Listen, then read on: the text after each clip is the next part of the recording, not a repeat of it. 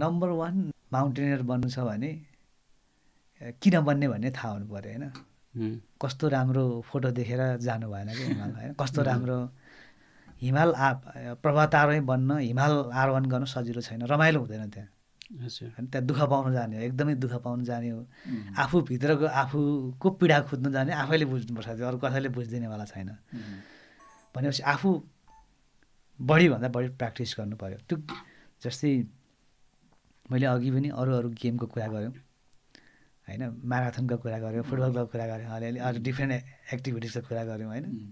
तपाईँलाई मन लागेन भने बिचैमा छोड्दा पनि केही फरक पर्दैन। तपाईँ कि गेम हराउनुहुन्छ, टिमलाई हराउनुहुन्छ, कि आफू हार्नुहुन्छ, गेमलाई हराउनुहुन्छ, कि रेस गर्नुहुन्छ।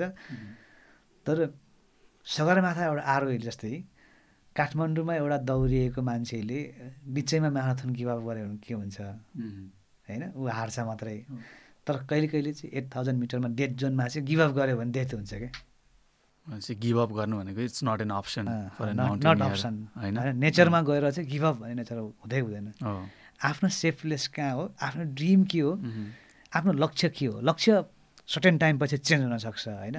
एउटा समिट गइरहेको मान्छे आफूलाई समिट जानु सेफ लागेन, फर्केर बेस क्याम्प जान्छु भन्ने लक्ष्य बोक्यो भने त बेस क्याम्प त पुग्नु पऱ्यो नि त होइन।